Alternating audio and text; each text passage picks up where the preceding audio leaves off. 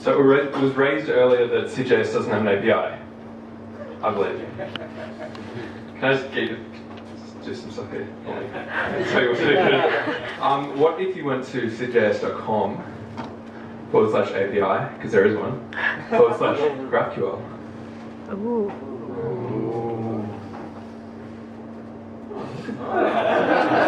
What's that? Have we seen that before? What do we have here? What happens if I hit control enter? Well, you could find some meetups. Oh wow, some meetups here. It's meetups. Do you need any parameters? I think we might. So this happened while the talk was happening, just by the way, because we have a history of live updating SYDJS during SYDJS without breaking SYDJS, hopefully. These are all the talks. We've had a few meetups. This is fancy. It's not bad.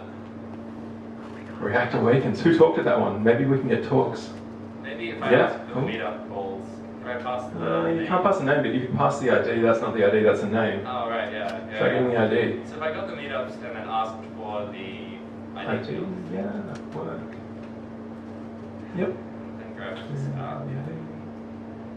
So this is live SYDJS data that you guys are all welcome to have a play with yourself when you go home, or before you go home. If you're really keen, you have your laptop out, you're down the front.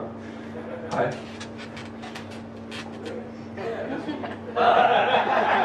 This event's currently active. It is currently active. You could find out who's RSVP to this event. Oh great, so what are the total RSVPs? And I would Probably max. yeah, is this going to be, no, it's just telling me how There's 100 RSVPs. you have the, Well, if you look at the RSVPs, oh right, it's yep, and then each one's going to have a who, which is probably going to have a name under it, which is going to have a full property, and these are all the people who are at the meetup. Who RSVP? These two things do not always add up. Well, we have Craig Sharkey, That's good. so that's true. Sam's in trouble. Yeah, do we have a Sam? Yeah, that's actually it. What's up? So, He's you. Well, there is more information on that. We have profile pics.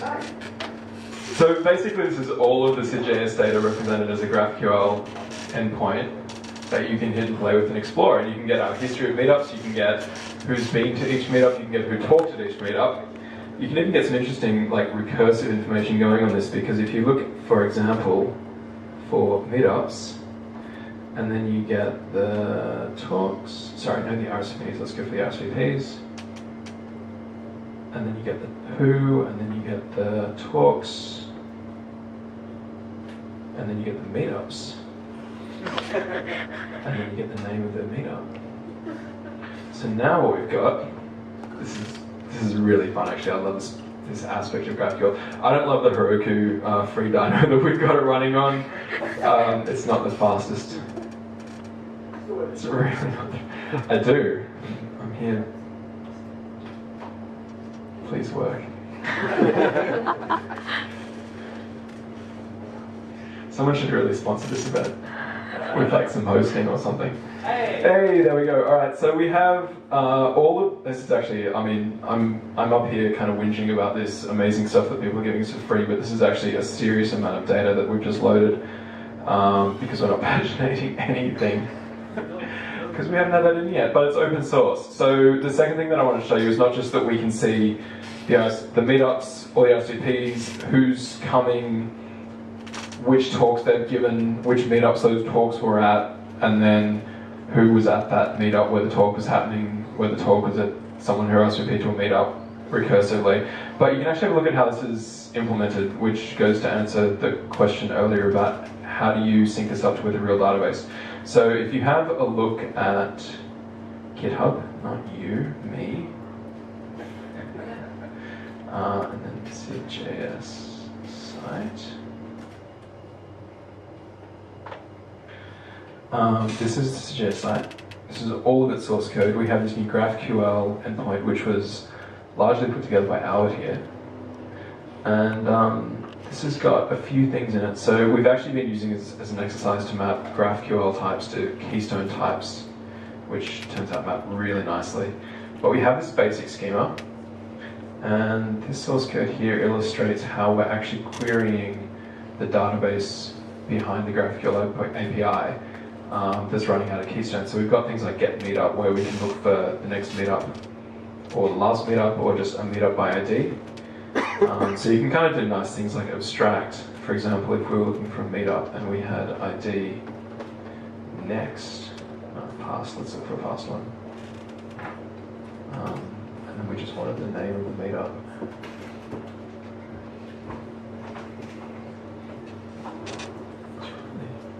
It's so slow. Someone's DDoSing our SYDJS now. Cast okay, so that didn't work. To mention this is open source and you're welcome to contribute fixes for things like this. Huh? Yeah. Fix PR? Anyway, sorry, I said adjust, but seriously, this is all of the code that's actually running this endpoint. So there aren't a lot of good examples on the internet about how to actually develop a complex database-connected GraphQL API with joins and relationships and stuff like that. So we sort of set out to make SYDJS one of the first really rich examples of this technology being implemented. And we're going all right so far. So you can see where we're resolving, for example, who's at a meetup, to taking a source object and then doing a query on the using model, where it sort of matches who's, I think this is a talk, yeah, it's a talk. Or we're matching users to RSVPs via a model and a query and things like that. So it's pretty basic at the moment, but we're extending it and trying to turn this into a big example of exactly the question that was asked. Yeah. So there you go. Can we get a round of applause for this? This is pretty cool.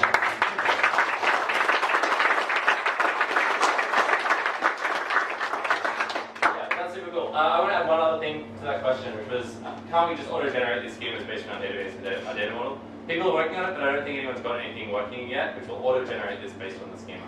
Unless you're about to do that piece soon. Yes. Okay, great. But yeah, GraphQL came out really recently, and Facebook actually said, they just alluded to it during one of their talks and had a couple slides referencing it. And about 50 people all went off and made their own incompatible implementations, or started doing that. Because it was so cool and obvious. Then Facebook was like, oh god, and released an official spec to GraphQL. And then everyone was like, great, now we can make compatible implementations. But this has all been happening really recently, in the last year or so, and there's been a whole bunch of work by a bunch of people doing a lot of different things, trying to figure out how subscriptions can work and so on. But it's still very much early days. If you want to jump in and maintain a Node.js module forever, then you could do that now by making a great GraphQL database mapper. But yeah. Yeah, I mean... There's also a thing called Relay. Has anyone heard of Relay? Yeah, a few of you. You had a question?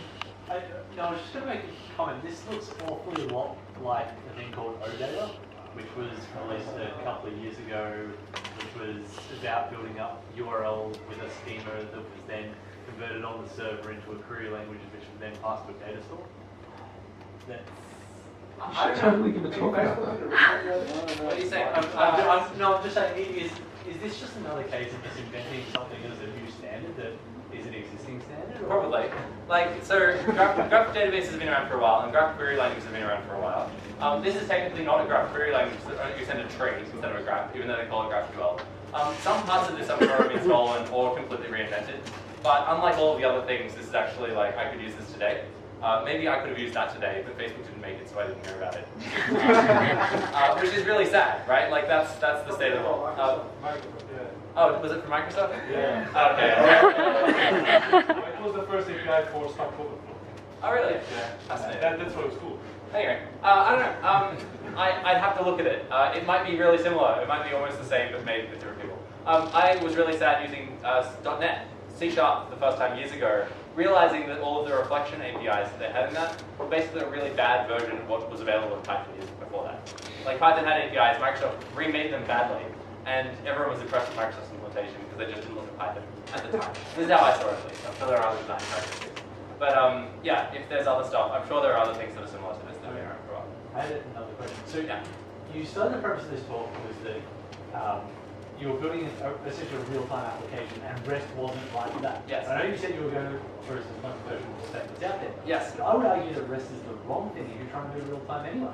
Yes, I agree with you. I think REST is the you don't do polling for real time. So for real time, you really want a WebSocket, and you want to say, hey, So here's what I think you should say. You should say, here's the query that my application is currently rendering. Please get me back the data for that. And the server will say, here you go, here's the data. And later, via the same WebSocket connection, it'll say, hey, there's some more data which answers your query, now available to you. Good sir. So isn't this just a HTTP request that's just not REST? Or could you run this over a website? I'm not seeing how this solves the real-time. So I would say this is HTTP, but it's not REST.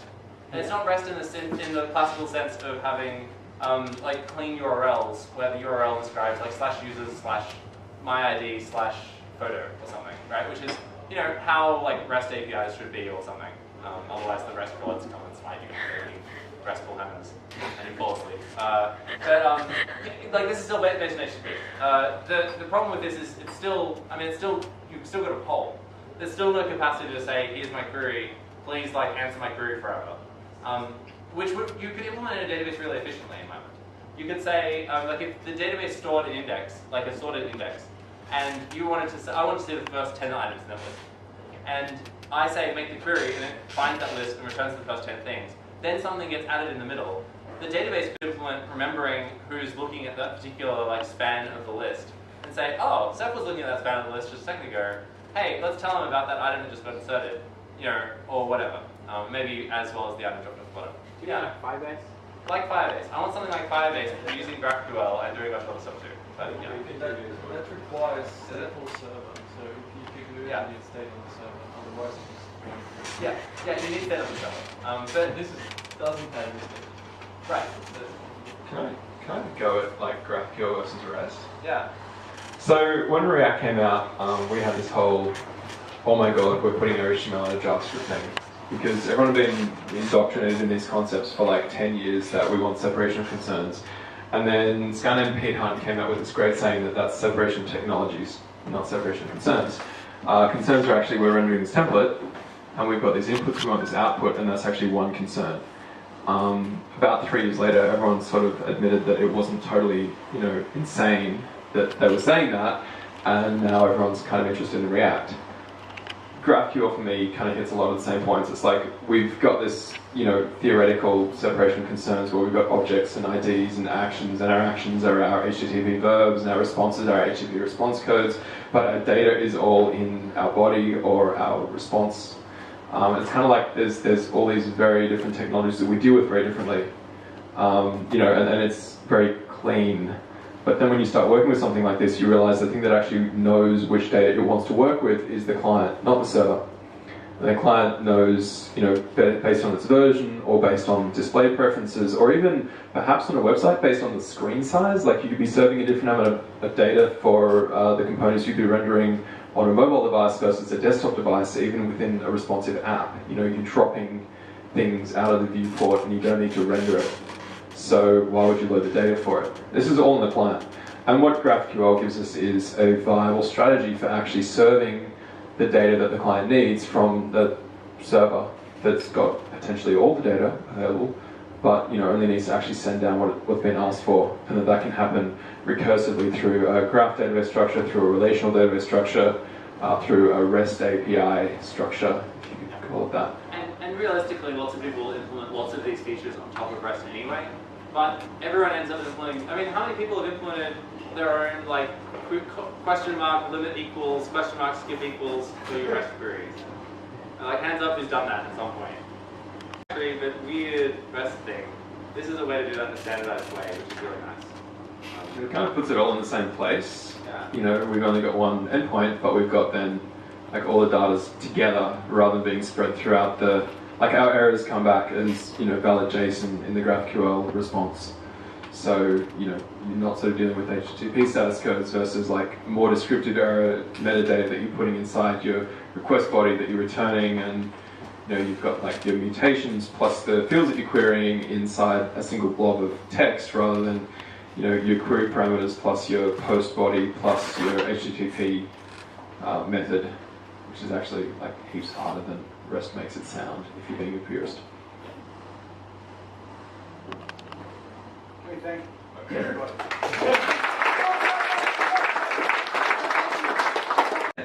Basically, Relay works on the client, it works alongside React. and it consumes a GraphQL server, but it makes 3 core assumptions about that GraphQL server. It looks pretty much the same. First thing it does is object identification, so every single... Yeah, so in SYDJS we've got 5 models, and it does global object identification, so every type has a globally unique ID. It simply does that by taking the string name of the type, the actual mongoose ID, and then base 64ing it. And so that's like less abstract. It's like, this is really good in the client, because if you were to have like an index page of all the like posts on a web page, and it just had a subset of those like attributes of that post, let's say it just had the title and the subtitle. Now if you clicked on that, you want to read the full post, Relay's clever enough to know it's like, I've already got this 2 attributes from this globally unique ID, so then it doesn't have to refetch the same attributes again, so then you get like a real snappy single page app in your native app or your web app. The other thing it does, which is really cool, which I can show you here, is like slicing and pagination. They call it a connection. So for example, all meetups returns a meetup connection, and we get 4 arguments, first, after, before and last. So in this case I've queried for the first 3, so imagine scrolling down on an app, you got to the first 3 and then you told Relay like declaratively in your React component that when you get to the bottom of the page, fetch another 2. So Relay's going to see this, another opaque cursor, and then it will do another query, which is the next 2 query, so it'll be like, get me the first 2 after this one. And you get that for free with Relay. It just like, it won't fetch the stuff it's already fetched, and you get this really efficient query. And yeah, for example, the global identification I was talking about, take November, this is the opaque global ID, and a Relay assumes that you've got a node field on your top query, so you give it that ID, and then you get back that meetup. So yeah, if you go to /API/Relay, you get the Relay API. If anyone wants to get like a React Native app working with this, that would be super cool. Yeah, that's it.